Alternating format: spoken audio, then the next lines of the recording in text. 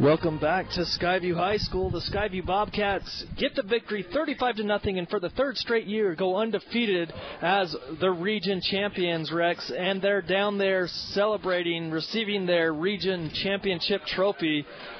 So a great job for the Bobcats as Mason Falsloff's running to the sideline looking to, I think they're trying to look for some Gatorade to throw on Coach.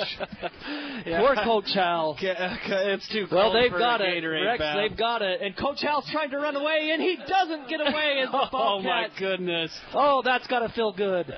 It'll be interesting to see if he even comes up and talks to us after that. He's gonna be The Bobcats freezing. love it.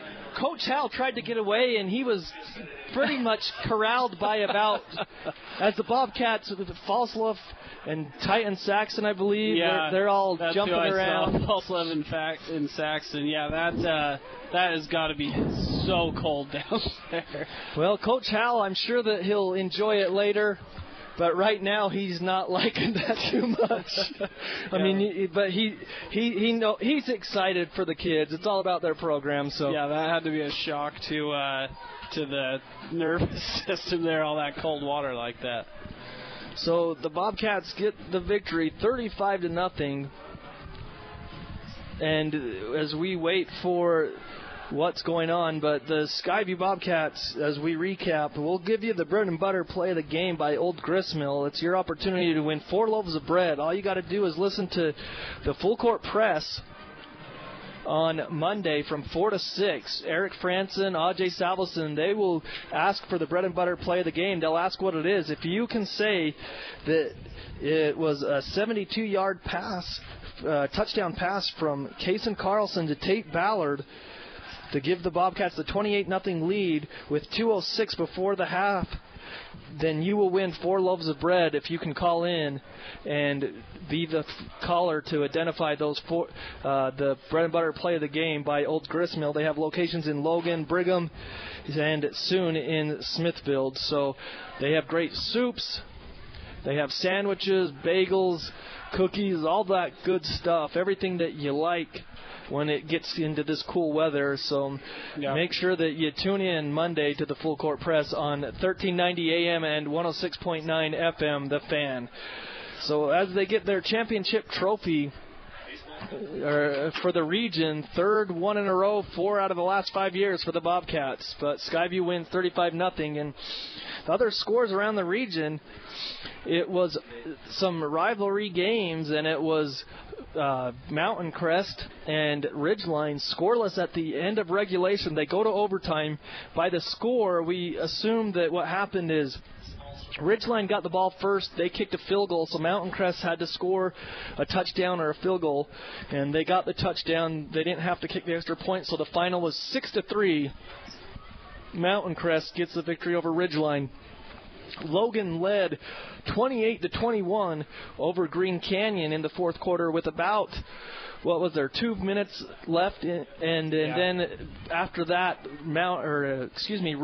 Green Canyon scored to tie it up at 28 with about 1 minute and 20 seconds, and that went to overtime, tied at 28. And that's our last update is overtime, 28-28. I haven't received another update since then in that one. So again, the Bobcats are victorious, 35-0, as we are here on the postgame show. John Newbold, Rex Davis, and Diana Young, our producer, in studio as we wait for Coach Hal as he's making his way up.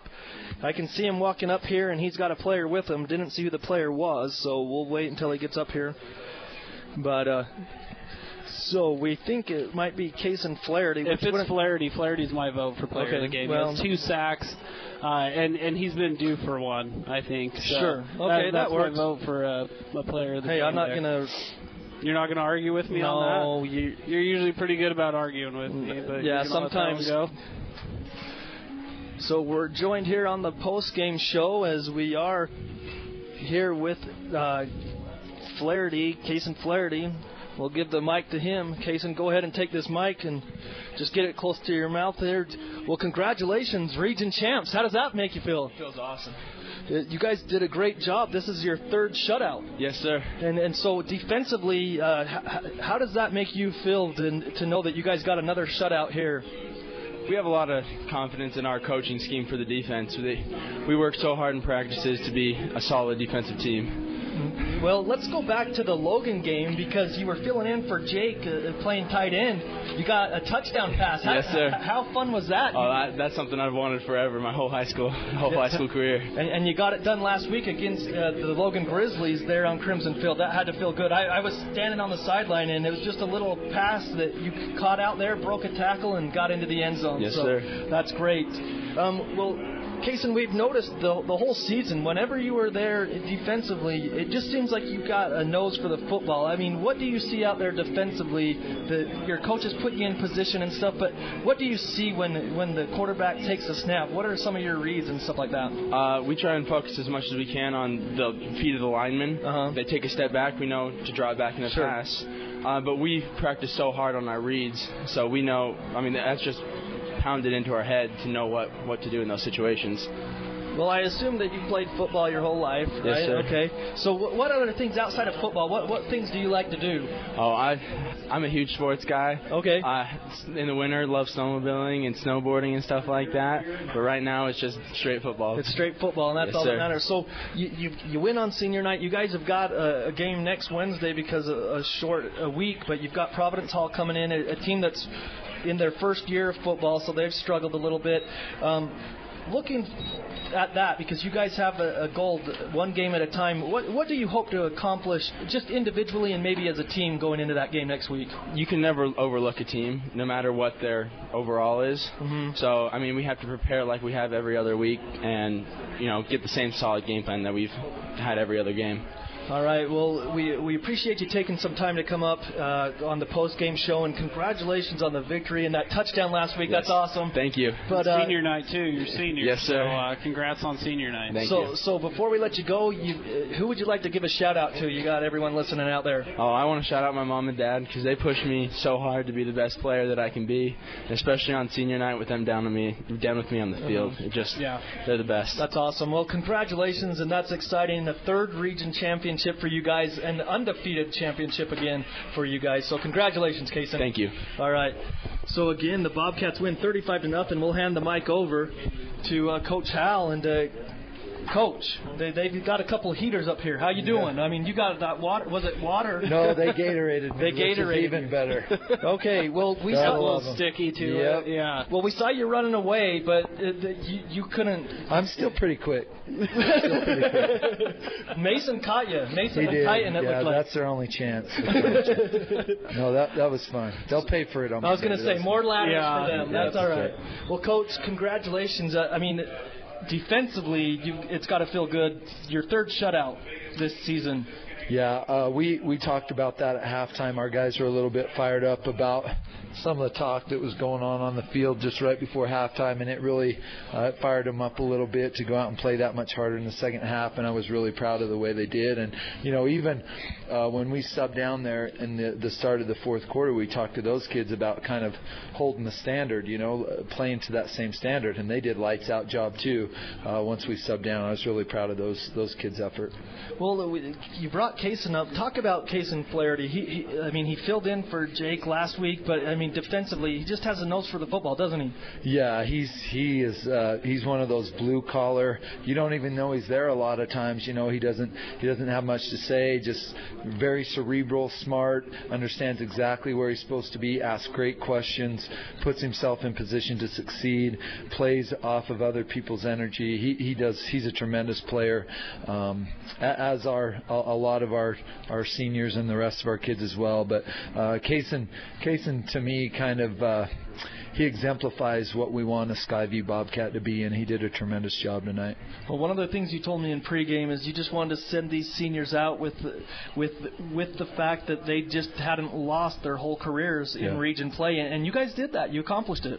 Yeah, absolutely. And I told them down there they have a lot to be proud of. That's a special situation. You don't hear of that very often, and so the standard has been set high, and now these other kids have a lot to live up to. But the region title is just one of the goals these kids wanted to reach. There's certainly a higher goal, and we have one more game, and then we'll begin to focus on those types of things. So speaking ahead, I hate to look too far ahead because you've still got one more game in the regular season, but because you guys, your RPI the way it is, you guys will finish in the top 10, and so you'll get a bye. So how do you prepare as coaches, because you'll have like a week and a half with the UEA and stuff before you even get back onto the field? Yeah, well, we'll give them a break over UEA, and then we'll come back and we'll lift them really hard that week that we have off. We'll use a little bit of that time to get healthy, but we're gonna practice. There's definitely some things that we need to work on. We've been playing around with a nickel personnel package all year long, really, and then when Mason got hurt, we didn't run it for a while, but we've played it a lot the last 2 weeks because I want to get good at it. So we'll continue to work on that. And offensively, I feel like there's some stuff in the run game we need to clean up a little bit. We need to get back to really running the ball well, and so I think that's something we'll work on as well. But as much as anything, give the kids an opportunity to sharpen the saw a little bit. They've earned a break. That's what all these wins have done, is provided an opportunity for them to get healthy and for us to get ready to go into the playoffs. Well, Coach, we appreciate your time, and thank you so much for getting with us in pregame too. Absolutely. I again appreciate the crowd. It was awesome. We love Skyview Nation, so thank you for everybody that was out here tonight. All right. Well, congratulations on the victory, Coach. Appreciate it. Again, the Bobcats victorious, 3 straight region championships, 35-0 victory tonight as we are here. So let's see, we've got a final score here. Green Canyon survived. Yeah, wow. Green Canyon ends up taking down Logan. So 36-35, what happened is Green Canyon went for and gets the 2-point conversion for the win. So Logan was ahead 35-34. They would have gotten the ball first, and Green Canyon decided to go for 2. They gambled, they got it, and they got the victory to escape that victory in a close contested ball game in North Logan. So 36-35 in overtime, Green Canyon over Logan, and also the Mountain Crest over Ridgeline game, 6-3 Mountain Crest in overtime. And then here Skyview goes undefeated in region play, 35-0. And like we mentioned, next Wednesday we'll be on the air because of UEA, not next Friday, next Wednesday. Make sure you come here to Smithfield, cheer on the girls soccer team as they are in the second round. The Skyview Bobcats were in the second round of the 4A state playoffs in girls soccer. The game will be here in Smithfield. I think they're playing Pineview, I want to say, but that game will be here at 2 o'clock. Make sure you come and cheer on the girls, and then stay for the Skyview Bobcats that night as the Bobcat football team will take on the Providence Hall squad, that new football this year. It's their first year, and we'll have all the action here, me and Rex, at around 6:45. We thank Diana Young, our producer, as she should be the player of the game every game. She keeps us on the air, gives us scores. She does a tremendous job in keeping us on the air, so we appreciate everything that Diana does. And Rex, any last thoughts before we sign off tonight? I just really got to give a shout out to Coach Howell and his staff as well as this defense. That's 3 shutouts in region play. You shut out a Mountain Crest team. You shut out this team here tonight in Bear River, and then they had their other shutout win in region play. And it's amazing to see a defense gel like that. And I love what Coach Howell said about Cason Flaherty. He's one of those kids that flies under the radar, but when you look at a tackle, Cason Flaherty's the last one getting up because he's the first one that made the hit. So sure. He's our player of the game tonight. Cason Flaherty is. A lot for what he did tonight, but a lot for what he's done all season. Oh, sure. Yeah, so definitely. We feel like he's due for a player of the game. And you could tell how excited he was when we brought up the touchdown that he had against Logan. Right. Something he always dreamed of. Yeah. And it was just awesome to see that. It's awesome to see, Tate Ballard gets his first touchdown. Yep. The 72-yard touchdown right before half to bring the Bobcats up to 28-0. The final was 35-0. So for Diana Young, for Rex Davis, and for myself, John Newbold, have a great weekend. We'll be back on the air next Wednesday around 6:45 as the Skyview Bobcats will be playing the Providence Hall team. I don't even know their mascot because it's their first year, so we'll find out. But the Bobcats will take on Providence Hall next Wednesday. We'll be on the air around 6:45. So thank you for listening. It's on 1390 AM or 106.9 FM, The Fan. Have a great weekend, everybody.